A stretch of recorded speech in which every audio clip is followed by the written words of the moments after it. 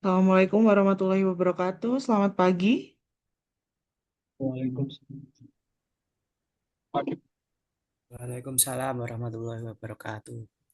Oke, selamat pagi ya semuanya. Hari ini Bu Norma akan memberikan materi ya terkait dengan pembuktian. Ini kebetulan di sesi 6 tugas kalian juga bertepatan dengan materi hari ini, yaitu mengenai pembuktian.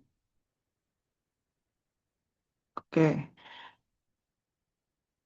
di sini ya pembuktian, kenapa fungsi dari pembuktian ini penting di dalam praktek peradilan perdata. Jadi pembuktian ini sebenarnya inti ya dari proses peradilan perdata.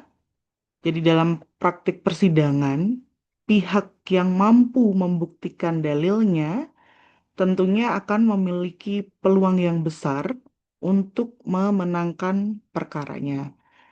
Karena itu, pembuktian ini biasanya disebut juga sebagai jantung hukum gitu ya di hukum acara perdata. Jadi kalau di praktik peradilan perdata ini, hakim itu tidak boleh memutus hanya berdasarkan dugaan atau keyakinan pribadi semata, melainkan harus berdasarkan alat bukti yang sah menurut hukum. Jadi prinsip yang harus dipahami ya, yang dalam pembuktian di dalam hukum acara perdata ini, siapa yang mendalilkan, dia yang harus membuktikan. Jadi prinsip ini tuh biasanya dikenal ya di KUH Perdata di pasal 1865 dan juga ada di HIR yang artinya gitu ya bahwa penggugat wajib membuktikan dalil gugatannya. Tergugat juga wajib membuktikan bantahan atau eksepsinya. Jadi tanpa pembuktian yang kuat, gugatan yang sebenarnya mungkin benar sekalipun gitu dapat ditolak oleh hakim karena tidak adanya pembuktian yang kuat. Nah, dalam praktik peradilan perdata ini gitu ya, hakim hanya menilai apa yang dibuktikan di persidangan. Jadi kebenaran yang atau dalil ya yang tidak dapat dibuktikan itu dapat dianggap tidak ada secara hukum. Nah, selanjutnya apa sih surat pembuktian itu? Jadi surat pembuktian dalam konteks hukum perdata adalah daftar tertulis yang disusun oleh para pihak, yaitu penggugat atau tergugat, yang memuat alat-alat bukti yang akan diajukan untuk mendukung dalil-dalilnya di persidangan. Jadi dokumen ini tidak wajib bentuk formal seperti surat gugatan, tetapi sangat umum digunakan oleh advokat sebagai daftar bukti tertulis yang akan diperiksa di depan hakim. Nah, tujuan surat pembuktian itu apa? Tujuannya adalah pertama, ini kaitannya juga dengan poin kedua ya. Jadi pertama itu untuk memberitahu majelis hakim gitu ya, alat bukti apa saja yang diajukan. Fungsinya untuk membantu hakim dalam menilai keterkaitan antara bukti dan dalil hukum. Kok pentingnya untuk meyakinkan hakim atau memberitahu majelis hakim gitu ya. Hakim kan tidak boleh ya hanya memutus perkara hanya berdasarkan dugaan atau berdasarkan perasaan saja atau berdasarkan keyakinan pribadi semata. Jadi hakim ini harus mendasarkan putusannya pada fakta-fakta yang berhasil dibuktikan di dalam atau di daftar surat pembuktian yang sudah diajukan oleh para pihak. Nah, alat bukti yang sah menurut hukum gitu ya. Di sini kan harus berdasarkan fakta-fakta tadi ya. Di contoh nanti tugas kalian itu terkait dengan tembok pembawa sengketa. Itu mungkin ya sebagai contoh gitu ya dalam perbuatan perkara melawan hukum antara Rahmat Hidayat melawan Joko Saputra. penggugat harus meyakinkan bahwa apa? Bahwa memang telah terjadi pembangunan tembok, dibuktikan dengan apa begitu. Tembok tersebut menutupi ventilasi rumah. Tindakan tersebut menimbulkan apa? Kerugian. Nah, kerugiannya tersebut apakah berasal dari perbuatan tergugat? Nah, hal-hal tersebut gitu ya yang terjadi tersebut harus bisa dibuktikan. Nah, dibuktikannya dengan apa ya? Dengan alat bukti yang tertulis di daftar surat pembuktian. Nah, selanjutnya adalah tujuan surat pembuktian itu untuk menyusun daftar bukti tertulis yang tentunya relevan dengan posita dan petitum. Jadi salah satu tujuan penting pembuktian dalam praktik peradilan perdata adalah tadi ya menyusun daftar bukti tertulis secara sistematis dan teratur untuk diajukan di persidangan. Jadi daftar bukti tertulis ini merupakan dokumen atau alat bukti surat yang diajukan oleh para pihak, di sini penggugat dan tergugat, guna mendukung dalil gugatan, ya, kalau itu penggugat. Terus untuk eh, membuktikan juga jawaban maupun bantahan dalam perkara perdata. Jadi penyusunan daftar bukti ini bertujuan agar apa? Agar hakim ya dapat memeriksa bukti dengan mudah karena sudah tertulis di daftar secara rapi begitu. Terus para pihak juga mengetahui alat bukti yang diajukan oleh lawan. Jadi proses pembuktian ini tentunya kan berjalan dengan baik, gitu, begitu, terus dengan tertib dan hubungan antara dalil dengan bukti itu menjadi jelas. Karena tadi ya fungsi eh, pembuktian ini adalah ya tadi untuk pembuktian untuk menguatkan dalil begitu agar hakim bisa memutuskan sesuai dalil yang diberikan oleh para pihak. Nah, yang terakhir adalah tujuan surat pembuktian memberikan lawan kesempatan. Lah, mengapa lawan malah justru diberi kesempatan gitu ya? Itu kaitannya dengan prinsip yang berlaku di perkara perdata, yaitu prinsip audi et alteram partem. Yang berarti apa? Yang berarti setiap pihak harus diberi kesempatan yang sama gitu begitu untuk didengar. Yang artinya apa? Yang artinya gitu setiap alat bukti yang diajukan oleh para pihak itu harus diperlihatkan dan diperiksa bersama di muka persidangan agar pihak lawan memiliki kesempatan untuk ya mungkin membenarkan, bisa juga menyangkal atau membantah begitu, atau justru malah melemahkan kekuatan pembuktian dari pihak lawannya. Jadi hal ini ya tujuannya tadi sesuai dengan prinsip audi et alteram partem tadi untuk menciptakan apa keadilan gitu, keseimbangan hak para pihak yaitu penggugat dan tergugat dan pemeriksaan perkara secara objektif. Jadi contohnya di sini, oh mungkin ya di kasus ini memberikan bukti gitu ya tentang chat WhatsApp begitu. Nah, mungkin memang pihak satunya memberikan bukti gitu terkait dengan chat WhatsApp, mungkin pihak lawan akhirnya membantah isi bukti tersebut karena apa? Mungkin tergugat menyatakan bahwa chat WhatsApp tadi yang diajukan penggugat tidak lengkap atau dipotong sebagian yang tentunya kalau chat dipotong begitu biasanya kan maknanya mungkin jadi berbeda kalau chat WhatsApp-nya tidak dilampirkan secara utuh. Terus selain itu juga bisa menjadi dasar untuk nantinya mungkin mengajukan pertanyaan kepada saksi. Jadi dalam pemeriksaan saksi ya, pihak lawan kan berhak mengajukan pertanyaan. Jadi untuk menguji nih apakah benar keterangan, terus konsisten saksi untuk memberikan kesaksian itu konsisten, untuk mengetahui hubungan saksi dengan pihak. Karena biasanya sering ya dalam kasus itu alat buktinya adalah berupa saksi gitu dan para pihak boleh itu untuk mengajukan pertanyaan kepada saksi. Nah, sebelum itu ya, sebelum dasar hukum pembuktian,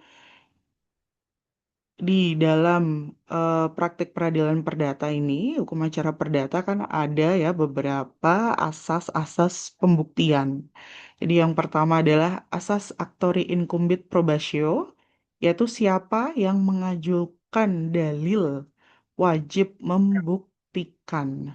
Jadi penggugat kan mendalilkan ya di dalam gugatan bahwa tergugat telah melakukan perbuatan melawan hukum.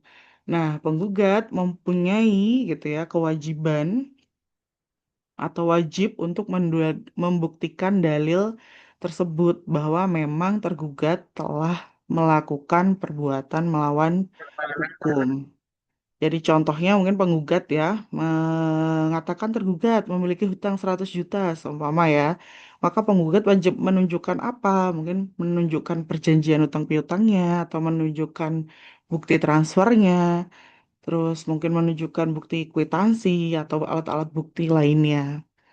Terus yang kedua, hakim bersifat pasif. Jadi dalam perkara perdata, hakim hanya menilai bukti yang diajukan para pihak.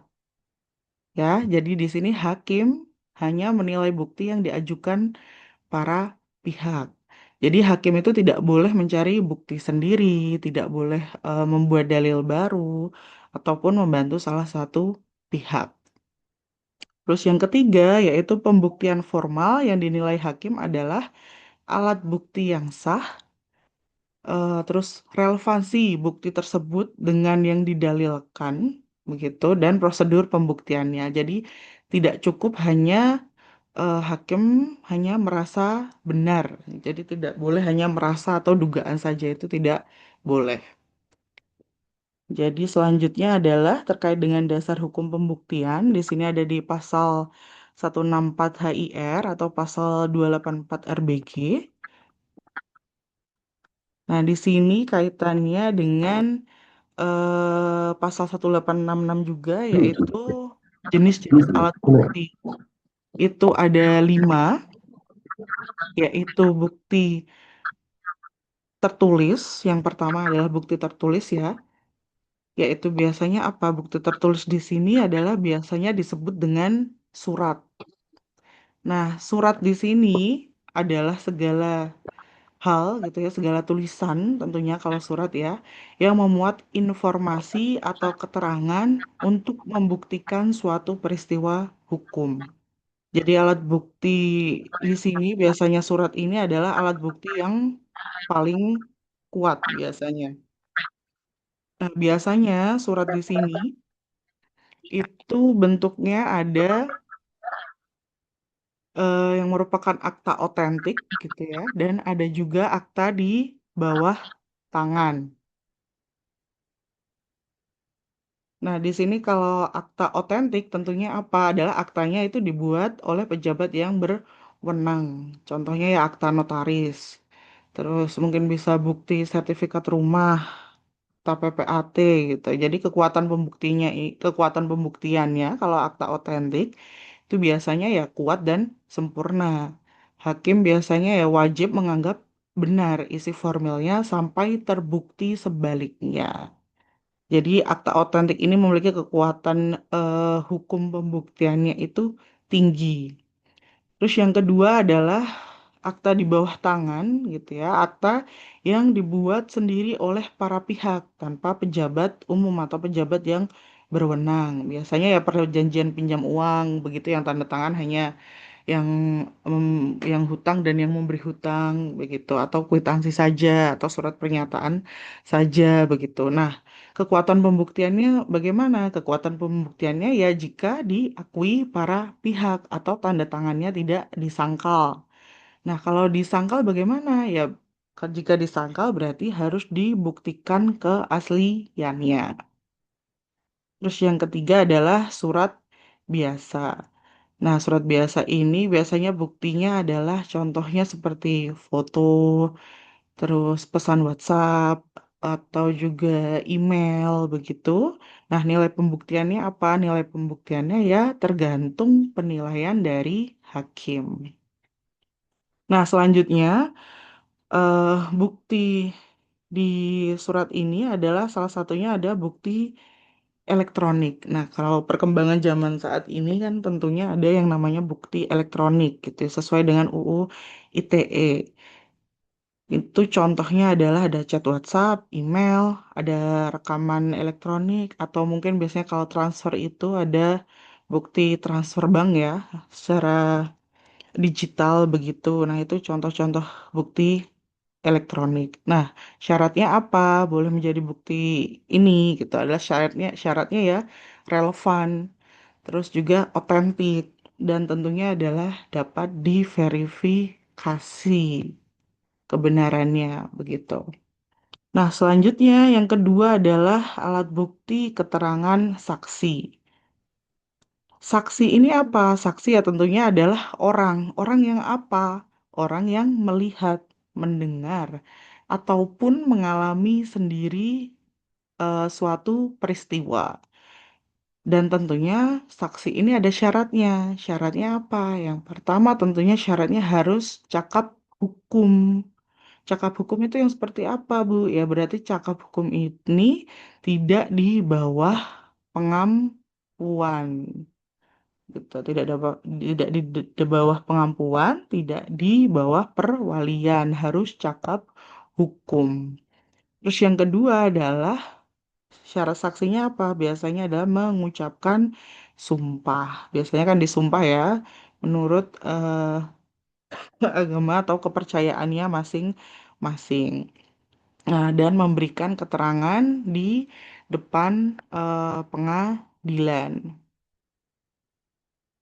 Nah, kaitannya keterangan saksi ini atau alat bukti saksi ini yang perlu digarisbawahi penting yaitu tentang prinsip unus testis nullus testis yang menyatakan bahwa satu saksi bukan saksi. Maksudnya apa? Maksudnya berarti keterangan satu orang saja umumnya itu belum cukup tanpa dukungan bukti lain. Jadi biasanya gitu ya kalau saksi itu ya minimal ada dua orang.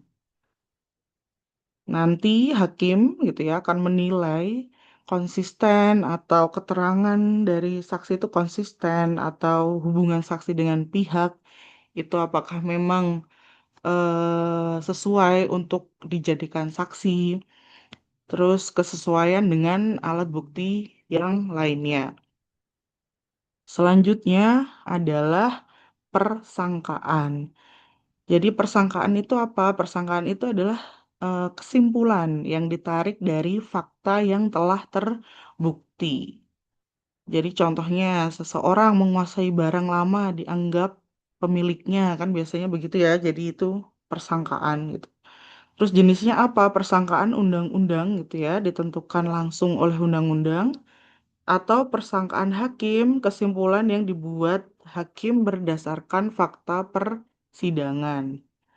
Contohnya kalau di kasus ini yang jadi tugas begitu ya, karena ventilasi rumah tertutup tembok ya, jadi hakim dapat menyimpulkan apakah bahwa rumah tersebut menjadi pengap, menjadi gelap begitu. Terus yang keempat adalah pengakuan. Jadi pengakuan ini adalah pernyataan pihak yang membenarkan dalil lawan. Jadi pernyataan pihak di sini, pengakuan di sini, kalau tergugat mengakui di depan sidang ya sudah ya, termasuk pembuktian yang sangat kuat ya atau sempurna ya karena kalau sudah penggugat menyatakan bahwa oh mempunyai si pihak tergugat mempunyai hutang terus tergugat mengakui ya sudah berarti diakui dan kekuatan pembuktiannya berarti sempurna karena langsung diakui. Terus yang terakhir adalah sumpah, alat bukti sumpah. Jadi Sumpah ini biasanya ya digunakan sebagai alat bukti terakhir ya, karena dalam praktik peradilan perdata gitu ya, sumpah digunakan apabila apa? Apabila alat bukti lain belum cukup atau belum memberikan keyakinan kepada hakim. Itu baru diberikan bukti yang namanya sumpah ini.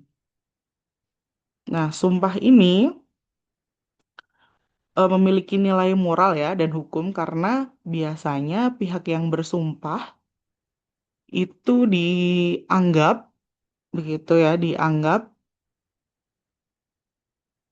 harus memberikan keterangan yang benar begitu dan dapat dipertanggungjawabkan dan biasanya sumpah kan tentunya harus mengatasnamakan ya agama, mengatasnamakan Tuhan atau kepercayaannya dari si yang disumpah. Tentunya tadi, oleh karena itu sumpah tadi memiliki nilai moral gitu ya, dan hukum yang harus ditanggung oleh pihak yang bersumpah. Terus ada dua jenis sumpah, yaitu sumpah pemutus dan sumpah tambahan. Jadi kalau pemutus itu adalah sumpah yang diminta oleh salah satu pihak kepada pihak lawan untuk menentukan atau memutus perkara. Jadi jika pihak yang diminta bersumpah itu biasanya menolak bersumpah, biasanya penolakan ini justru dapat merugikan dirinya sendiri. Terus kedua adalah sumpah tambahan, adalah sumpah yang diperintahkan oleh hakim kepada salah satu pihak untuk memperkuat pembuktian yang sudah ada tetapi belum sempurna. Jadi dalam sumpah ini itu hakim dapat menilai bahwa sebelumnya kan sudah terdapat ya bukti permulaan begitu, tetapi masih diperlukan penguatan untuk keyakinan hakim. Mungkin contohnya ya, contohnya eh, di kasus ini Rahmat mungkin ya telah menunjukkan bukti-bukti, ada foto rumah, ada saksi, begitu. Namun hakim merasa masih perlu keyakinan tambahan mengenai besarnya kerugian yang dialami ya. Memang apakah benar kerugian yang didalilkan itu begitu? Maka hakim dapat memerintahkan penggugat untuk mengucapkan sumpah tambahan mengenai apa ya, mengenai dampak kerugiannya atau mengenai kondisi rumah atau akibat yang dialami oleh keluarganya. Nah, dari lima bukti ini gitu ya, yang sering digunakan adalah biasanya ini karena bukti tertulis pasti biasanya ya, pasti harus ada surat ini, bukti ini. Terus yang kedua adalah keterangan saksi. Ini pasti ada. Nanti jadi untuk menyusun begitu nanti bisa ditugas gitu berupa ini bukti tertulis, bukti keterangan saksi gitu dan yang lainnya ini kayak sumpah ini tidak wajib atau pengakuan karena kalau kan diakui kan tadi ya pembuktiannya sempurna. Kalau tergugat sudah mengakui biasanya sudah sempurna. Selanjutnya adalah waktu penyampaian surat pembuktian itu kapan? Jadi waktu penyampaian surat pembuktian disampaikan pada sidang pembuktian. Kan kemarin prosedurnya ya, setelah ada surat kuasa, oh ada gugatan, setelah gugatan ada jawaban gugatan, setelah jawaban gugatan itu ada replik, setelah replik itu ada duplik. Nah, setelah duplik ini adalah pembuktian di persidangan. Nah, yang kedua, biasanya hakim akan meminta begitu para pihak untuk menyerahkan daftar bukti tertulis. Begitu. Yang ketiga, selanjutnya dilakukan pemeriksaan bukti. Jadi satu persatu itu dicocokkan. Oh, apakah benar? Ternyata melampirkan bukti surat eh, perjanjian itu apakah benar diverifikasi? Apakah diakui oleh para pihak begitu. Jadi dicocokkan dan untuk mengecek gitu ya relevansinya atau hubungannya dengan kasus yang sedang berlangsung. Tapi di sini tugas kalian nanti ini kan sebenarnya ya menyerahkan daftar bukti ini tadi. Nanti kalian membuatnya adalah daftar bukti siapa ya? Daftar bukti dari si penggugat. Nah, struktur surat pembuktian. Ini nanti kalian ya membuat kepala surat. Tentunya ditujukan kepada ketua atau majelis hakim. Ketua atau majelis hakim di mana? Di pengadilan negeri. Di pengadilan negeri mana? Kemarin kan kalian sudah buat dari pertemuan pertama ya. Pengadilan negeri Makassar ya. Tentunya konsisten sampai pembuktian ini ya ditulisnya adalah ketua atau majelis hakim pengadilan negeri Makassar. Terus menyebut nomor perkara, silahkan diisi dibuat sendiri gitu ya, jangan dikosongin. Dan identitas para pihak harus tertulis. Selanjutnya adalah uraian nih pembuktian. Kalimat pembuka bahwa pihak tersebut akan mengajukan bukti-bukti untuk memperkuat dalil gugatan atau jawaban. Di sini karena Bu Norma mintanya tadi ya bahwa buat buktinya penggugat saja ya berarti memperkuat dalil gugatan. Terus yang ketiga ada daftar bukti. Terus yang keempat adalah penutup. Bentar, ini Bu Norma langsung kasih contohnya saja karena sudah mau stop. Sambil Bu Norma screenshot dulu.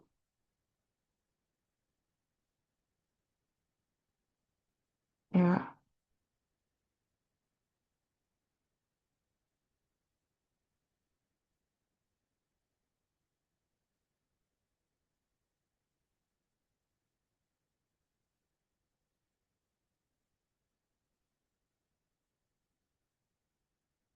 ini ya contoh dari pembuktian nanti ya. Ini ada kopnya, ada para pihak, ada penggugat dan tergugatnya jelas. Nih, di sini ada ditulis identitas semuanya ya, penggugat, tergugat. Itu lengkap, melawan ini tergugatnya. Nah, karena dicontoh dari bahan UT, Bu Norma lihat itu kan kayak hanya satu titik-titik-titik gitu. Itu jangan hanya ditulis bukti adalah satu fotokopi kwitansi sudah selesai gitu, jangan ya. Jadi satu diberi kode T1, maksudnya bukti satu. Ini jenisnya apa? Ada kwitansi. Nah, fungsinya apa? Kegunaan bukti itu apa? Untuk membuktikan apa itu harus diberikan keterangannya ya. Jadi seumpama, oh karena tembok itu membuat lembab, kan? Kan terus akhirnya membuat anaknya asma. Oh, berarti buktinya apa? Surat keterangan dokter tentang penyakitnya. Ya, kegunaan buktinya apa? Untuk membuktikan bahwa dikarenakan rumah menjadi lembab dan lain sebagainya, akhirnya membuat kerugian anak penggugat menjadi asma begitu. Jadi harus diterangkan secara detail hubungan dari jenis surat ya yang nanti bukti dilampirkan, fungsinya untuk membuktikan apa itu harus dijelaskan. Nah, ini juga saksi. Saksi kalau memberikan bukti saksi ya harus lengkap. Saksi namanya siapa, umur berapa, tinggalnya di mana. Contoh kan itu tinggalnya karena itu kasusnya semua di Makassar, Jalan Jeruk nomor 5 Makassar. Biasanya saksinya apa ya tetangganya kan. Otomatis alamatnya itu ya sesuai dengan para pihak juga begitu. Terus di sini kegunaannya apa? Mungkin tetangga depan rumah atau apa untuk membuktikan apa memang bahwa terjadi hal tersebut begitu harus diterangkan di sini secara lengkap ya. Jadi list atau surat pembuktian ini jangan hanya ditulis jenis-jenis suratnya saja atau jenis-jenis buktinya saja, harus dijelaskan secara tegas fungsi dari bukti tersebut apa. Nah, terus terakhir ini ya, demikian surat dan lain sebagainya. Terus ada tanda tangan dari kuasa hukum penggugat ya. Kalau Bu Nurul kan mintanya penggugat ya, ataupun dari pihak penggugatnya langsung yang bertanda tangan.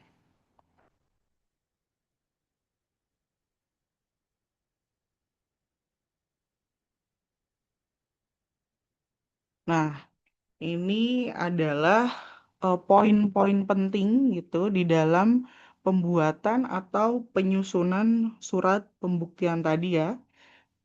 Kepadanya jelas pengadilan negeri yang memeriksa perkara, pengadilan negeri mana, pengadilan negeri Makassar, karena apa kaitannya dengan kompetensi absolut dan kompetensi relatif. Kompetensi absolutnya apa? Oh, karena kasusnya ini perbuatan melawan hukum, berarti yang berwenang pengadilannya apa? Nggak mungkin pengadilan tata usaha negara, tidak mungkin pengadilan militer, tidak mungkin pengadilan agama, jadinya pengadilan negeri.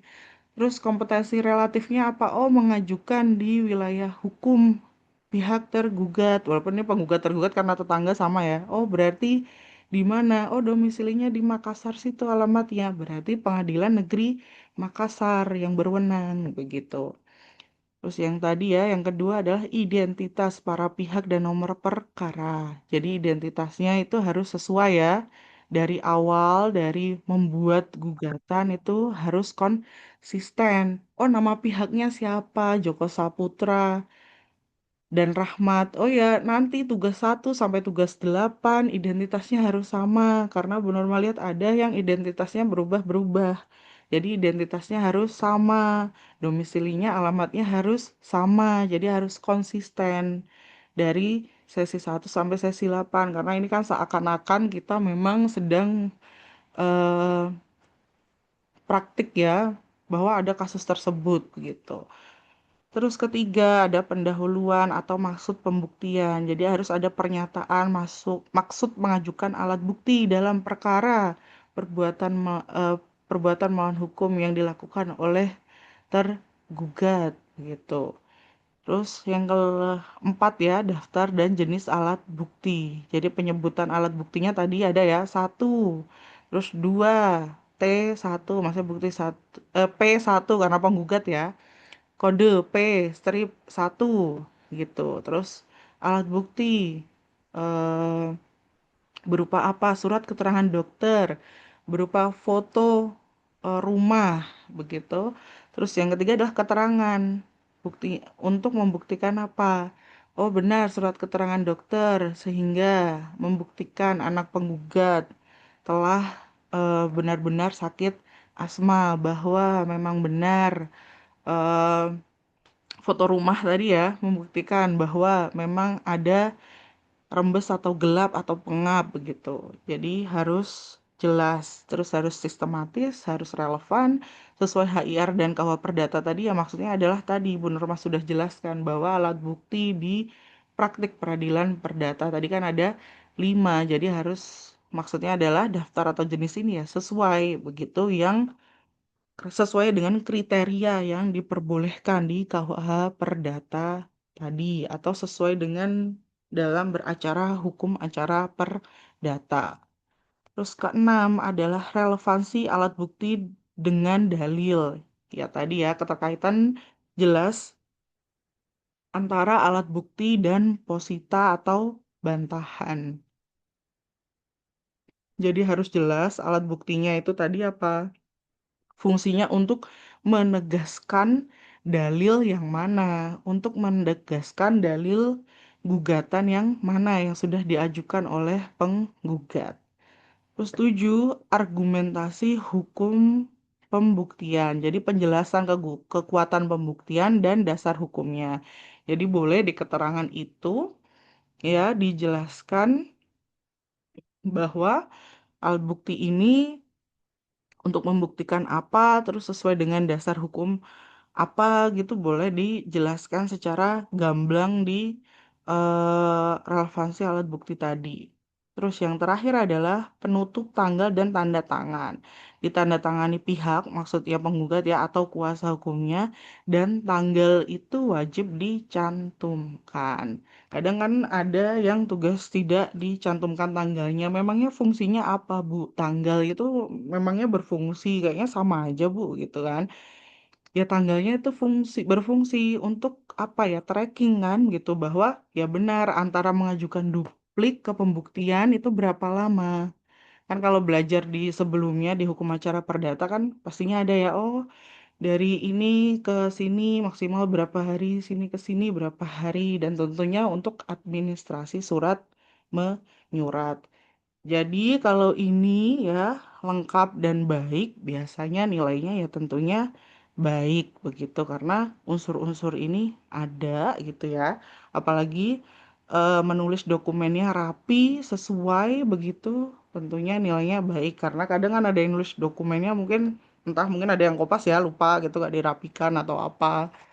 Terus lupa nggak dibaca mungkin begitu. Jadi harap dirapikan dan sesuai. Oke nih, saya tinggal 20 detik lagi. Ada yang mau ditanyakan? Kalau untuk presensi ini udah Bu Norma screenshot tadi. Ada yang mau bertanya dulu?